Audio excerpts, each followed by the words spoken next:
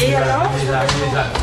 Oui. Pendant toute l'époque classique, les fous vont faire partie d'un paysage social pittoresque qui sert tout au plus à relancer une inquiétude sceptique. Après tout, je pourrais moi-même être fou, mais je n'en sais rien puisque la folie est inconsciente et que tous les autres étant fous, je n'ai point de repère pour savoir si je le suis ou non. Ce qui m'intéresse dans cet âge classique, c'est un fait massif, un fait historique, sourd, qui est resté longtemps silencieux. Le voici. Un jour d'avril 1657, on a arrêté à Paris à peu près 6000 personnes. Ces gens, on les emmenait à l'hôpital général. Pourquoi ? Ou bien parce qu'ils étaient chômeurs, ou parce qu'ils étaient mendiants, ils étaient inutiles. C'était des libertins, c'était des excentriques, c'était aussi des homosexuels, des fous, des insensés. Et on les envoyait à l'hôpital général sans qu'on ait pris à aucun moment contre eux une mesure juridique précise. C'était une simple précaution de police, un ordre du roi, ou encore, ce qui est plus grave à mon sens, une simple supplique de la famille suffisait à envoyer tout ce beau monde à l'hôpital, et à l'hôpital pour la vie.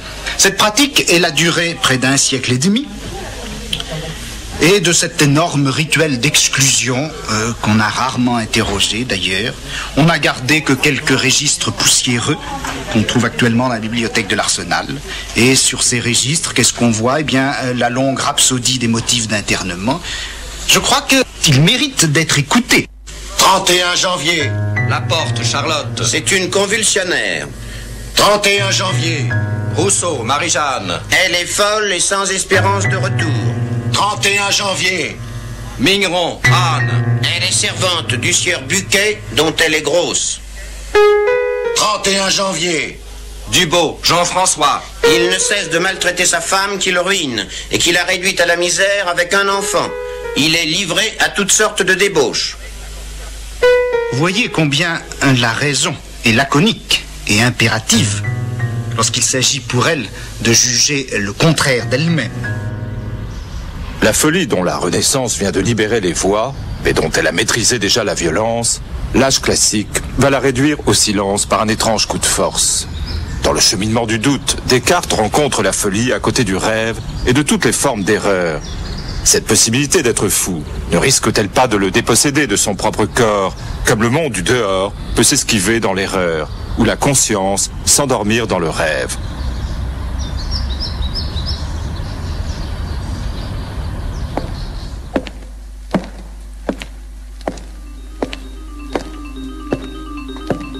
Parmi toutes les autres formes de l'illusion, la folie trace un des chemins du doute les plus fréquentés encore par le XVIe siècle.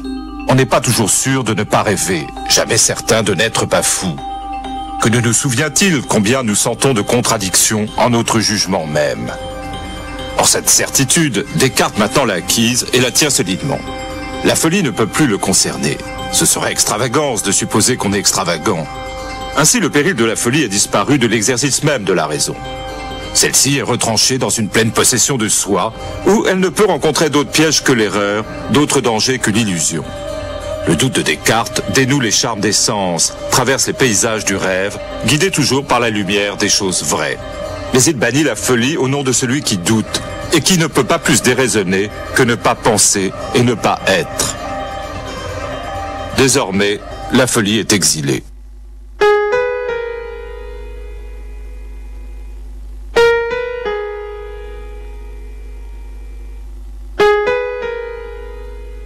Connaître et assujettir, savoir et commander, ce sont des choses qui sont intimement liées. Et si vous voulez, je l'ai découvert à l'état pur dans l'asile, où là, le savoir médical, la connaissance apparemment sereine et spéculative du psychiatre est absolument indissociable d'un pouvoir extraordinairement méticuleux, savamment hiérarchisé, qui se déploie dans l'asile. Le mot qui me paraît le plus perfide, c'est pas le mot fou. Le mot que je redoute, moi, c'est malade mental. Le passage du fou au malade, qui est apparemment une requalification, mais qui, à un autre niveau, est une prise de pouvoir, C'est cela qui m'a intéressé.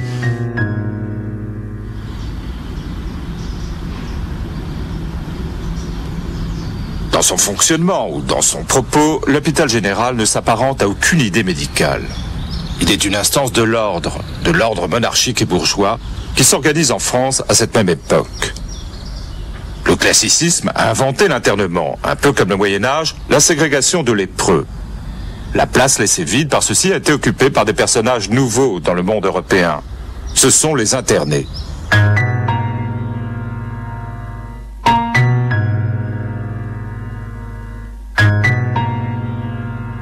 Pourquoi voir ces objets-là? Je dirais qu'il me semblait, et alors c'était peut-être là le point de référence de mon cheminement ou de mon piétinement, qui était au fond la question des expériences limites. Ces formes d'expériences qui, au lieu d'être considérées comme centraux, d'être valorisées positivement dans une société, sont considérées comme les expériences limites, les expériences frontières, à partir de quoi est remis en question cela même qui est considéré d'ordinaire comme acceptable. Oui. Alors, en un sens, faire de l'histoire de la folie une interrogation sur notre système de raison. Même chose pour le crime par rapport à la loi. Au lieu d'interroger la loi elle-même, et qu'est-ce qui peut fonder la loi, prendre le crime comme le point de rupture par rapport au système. Oui. Et prendre ce point de vue-là pour interroger qu'est-ce que c'est donc la loi. Prendre la prison comme ce qui doit nous éclairer sur ce que c'est que le système pénal, plutôt que de prendre le système pénal, de l'interroger de l'intérieur, de savoir comment il s'est fondé, comment il se fonde et se justifie, pour en déduire ensuite ce qu'a été la prison. Voilà.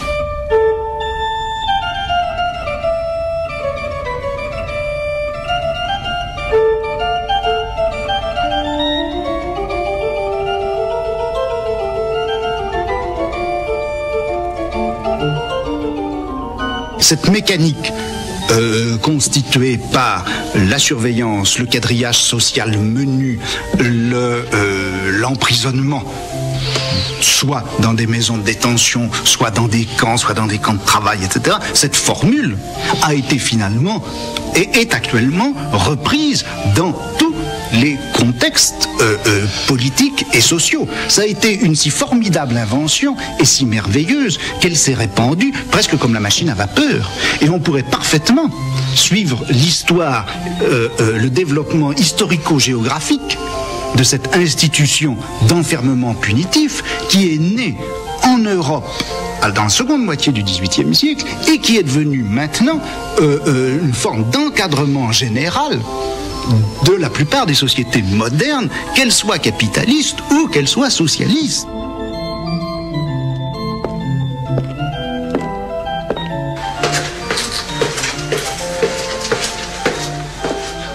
Damien avait été condamné le 2 mars 1757 à faire amende honorable devant la principale porte de l'église de Paris, où il devait être mené et conduit dans un tombereau, nu, en chemise, tenant une torche de cire ardente du poids de 2 livres.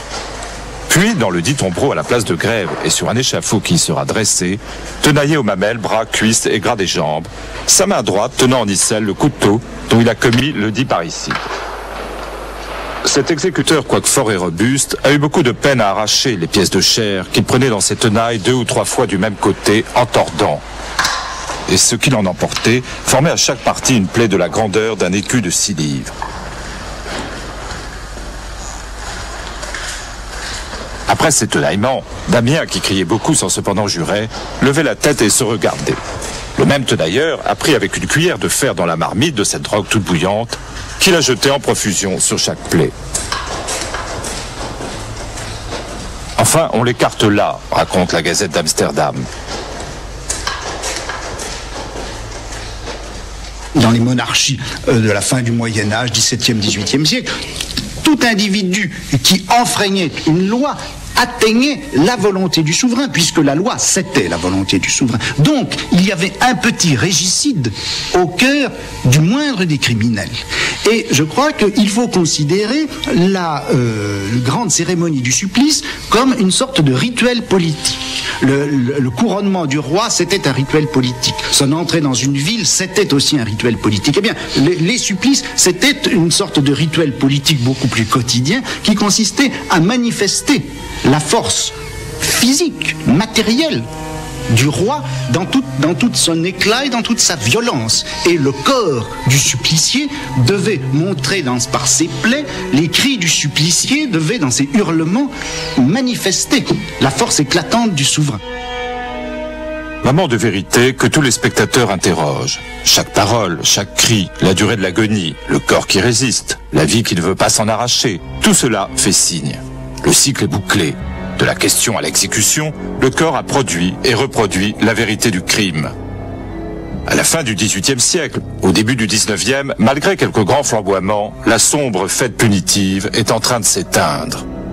La punition a cessé peu à peu d'être une scène, et tout ce qu'elle pouvait emporter de spectacle se trouvera désormais affecté d'un indice négatif. On soupçonne ce rite qui concluait le crime d'entretenir avec lui de louches parentés, de l'égaler, sinon de le dépasser en sauvagerie. Tout au long du XVIIIe siècle, à l'intérieur et à l'extérieur de l'appareil judiciaire, dans la pratique pénale quotidienne comme dans la critique des institutions, on voit se former une nouvelle stratégie pour l'exercice du pouvoir de châtier. Non pas moins punir, mais punir mieux. Punir avec une sévérité atténuée peut-être, mais pour punir avec plus d'universalité et de nécessité. Insérer le pouvoir de punir plus profondément dans le corps social.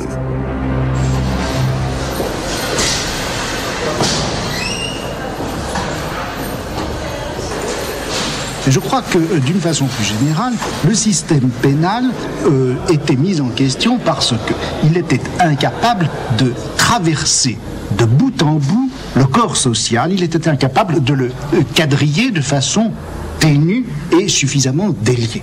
Alors, nécessité, d'une part, d'une surveillance policière, bien sûr, nécessité aussi d'avoir à sa disposition un système de punition tel qu'on puisse l'ajuster exactement au plus petit délit, graduer cette punition en fonction de l'importance relative des délits, et enfin, troisièmement, faire en sorte que ce système ne soit pas purement et simplement éliminatoire, exil ou mort, mais que ça puisse servir à corriger les individus, de manière qu'une fois qu'ils rentrent dans le corps social, ils soient améliorés, amendés. Quelle est pour vous la fonction d'un juge dans notre société? À quoi ils servent? Si j'étais méchant, bon, je ne le suis pas, alors je le dirais tout de même, ils servent au fond à permettre à la police de fonctionner.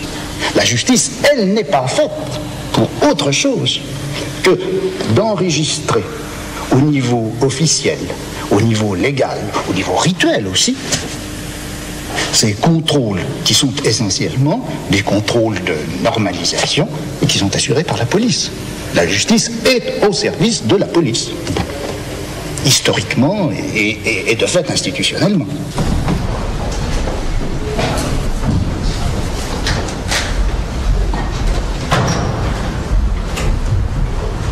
L'audience est ouverte, vous pouvez vous asseoir. Alors au fond, quand le juge demande à l'accusé de se reconnaître coupable, d'accepter sa faute, littéralement de s'humilier devant lui, au fond, le juge, on a l'impression qu'il veut effectivement piétiner l'accusé. Moi je dirais, c'est tout le contraire, il lui demande un formidable service.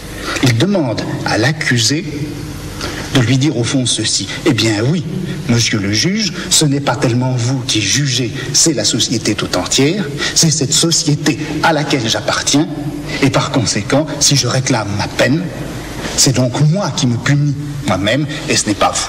Je vous innocente, vous, juge.